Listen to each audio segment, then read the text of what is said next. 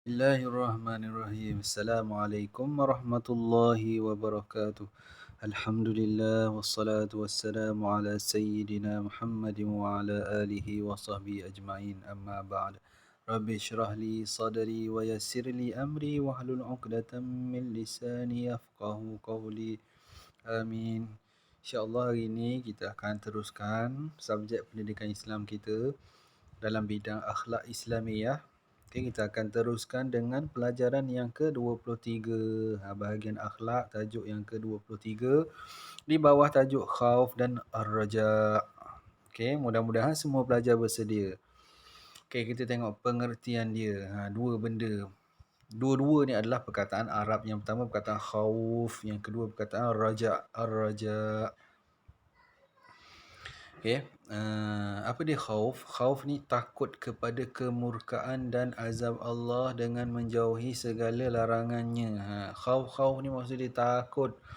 Kita takut kepada Allah ni maksud dia kita takut dengan azab yang Allah dah sediakan untuk orang-orang yang engkar dengan perintah Allah. Jadi macam mana? Dengan menjauhi segala larangan dia. Segala benda-benda yang Allah larang, maka kita jauhkan diri kita daripada buat benda tu. Tu adalah sifat khauf, takut. Kita takut kepada bala yang Allah akan bagi kalau kita buat juga. Yang kedua, ar-raja. Ar-raja ni apa? Mengharapkan keredaan Allah dengan melaksanakan segala perintahnya. Rajak ni satu pengharapan kepada Allah Ta'ala. Bila mana kita dah buat apa yang Allah suruh, kita harap Allah terima amalan yang kita lakukan dan Allah redha dengan apa yang kita lakukan.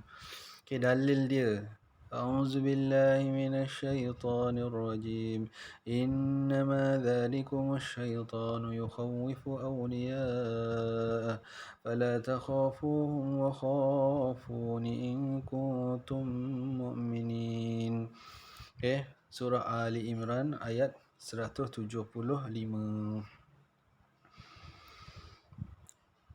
Maka janganlah kamu takut kepada mereka, tetapi takutlah kepadaku jika kamu memang orang yang beriman. Terjemahan ayat ni diambil daripada fala takhafuhum wa khafuni in kuntum mu'minin. Daripada situ, fala takhafuhum, janganlah kamu takut kepada mereka, tetapi takutlah kepadaku. Maksud Allah, jangan takut pada siapa-siapa pun, tapi takutlah kepada Allah Subhanahu Wa Taala jika kamu ni memang orang-orang yang beriman. Allah suruh takut pada dia sahaja. Kemudian cara mendapatkan khauf macam mana? Macam mana nak dapat sifat khauf tadi? Takut dengan azab Allah. Ada 4 disenaraikan di sini. Yang pertama, kita bergaul dengan ulama dan orang-orang yang soleh. Kita berkawan dengan orang yang berilmu. Kemudian sentiasa mengambil iktibar daripada kisah kaum terdahulu. Kita boleh buka Quran, kita tengok kaum Ad, kaum Samud yang telah dibinasakan oleh Allah Ta'ala disebabkan mereka menentang, mereka engkar dengan apa yang dibawa oleh nabi-nabi mereka. Kemudian sentiasa bertaubat kepada Allah Ta'ala. Orang yang takut ni sentiasa minta ampun. Ya Allah, ampunkan aku. Dia ingat, dia tak rasa dia tu orang yang tak buat salah. Kemudian sentiasa mengingati mati. Kalau orang tu dia sentiasa ingat mati, dia akan bersedia sentiasa minta ampun kepada Allah Ta'ala dan bersedia untuk mati. Kemudian cara nak dapatkan rajak pula, bermujahadah menentang hawa nafsu. Mujahadah ni bersungguh-sungguh untuk lawan hawa nafsu kita. Kita ni dikurniakan oleh Allah dengan nafsu. Nafsu ni biasa mengajak manusia untuk buat benda-benda yang jahat. Kemudian melaksanakan amal ibadah dengan penuh kesungguhan dan istiqamah. Kita buat suatu benda tu bukan buat sambil lewa. Buat memang betul-betul kerana Allah Ta'ala dengan bersungguh-sungguh dan ada istiqamah, sentiasa buat, melaziminya.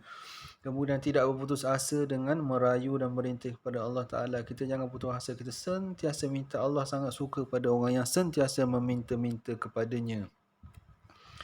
Contoh khauf dan rajak yang diamalkan oleh Rasulullah. Contoh sini, Rasulullah mendirikan solat sunat gerhana matahari dengan khusyuk. Ini satu peristiwa yang berlaku ketika berlakunya gerhana matahari dan Nabi pun sembahyang sunat gerhana. Pada sujud terakhirnya baginda menangis kerana merasa takut Allah Ta'ala menurunkan azab. Nabi sendiri pun dalam sembahyang dia, dia menangis. Sebab apa? Sebab takut Allah bagi azab. Kemudian Rasulullah merintih, minta pada Allah Ta'ala, wahai Tuhanku, bukankah engkau telah berjanji kepada aku untuk tidak mengazab mereka pada ketika aku ada bersama-sama mereka. Tuhanku, bukankah engkau telah berjanji kepadaku untuk tidak mengazab mereka apabila mereka memohon ampun? Sekarang kami sedang memohon ampun kepadamu. Ini antara benda yang Nabi katakan dalam doa Nabi kepada Allah dalam peristiwa ketika solat sunat gerhana tadi. Kemudian konsep khauf dan rajak yang seimbang. Rasa takut kepada Allah hendaklah diiringi dengan tindakan yang selari dengan syarak. Kita takut pada Allah bukan takut saja-saja, dalam masa yang sama kita ikut apa yang diperintahkan oleh Allah Subhanahu Wa Taala. Ni takut saja-saja, tapi sembahyang tidak, tu benda yang tak betul. Seorang yang mengharapkan keredaan Allah hendaklah melakukan amal ibadah dan menjauhi perkara maksiat. Kalau kita ni betul-betul nak suruh Allah redha pada kita, kita kena usaha untuk apa? Kita buat apa yang disuruh dan kita cuba jauhkan maksiat. Ganjaran syurga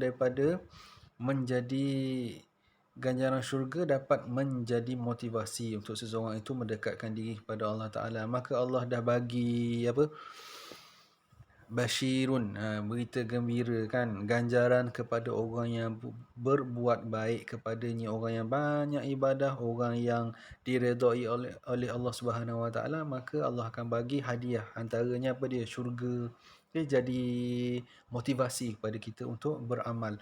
Kemudian perasaan khauf terhadap balasan neraka akan menjadi benteng daripada keinginan melakukan maksiat. Kalau kita takut, kita fikir tentang neraka, kita rasa takut, insya-Allah dia boleh menghalang kita daripada kita buat maksiat. Okey, antara hikmah dia apa dia? Yang pertama, melahirkan insan yang sentiasa mengingati Allah dalam setiap keadaan. Kalau kita ni beramal dengan al-khauf dan raja ni, kita akan jadi orang yang sentiasa ingat pada Allah dalam setiap keadaan. Kita mengharapkan kepada Allah Ta'ala, mudah-mudahan ibadah kita diterima dan kita takut untuk buat benda-benda yang Allah larang. Yang kedua, melahirkan insan yang sentiasa bertawakal kepada Allah setelah berusaha bersungguh-sungguh. Yang kedua ni akan jadi orang yang berserah. Bila kita ni dah usahakan sesuatu benda, kita serah kepada Allah Subhanahu Wa Taala untuk bagi keputusannya. Ini antara hikmah yang kita dapat daripada al-khauf dan ar-raja. Okey, wallahu alam, sekadar tu daripada kita. Untuk kelas kita pada hari ini. Assalamualaikum.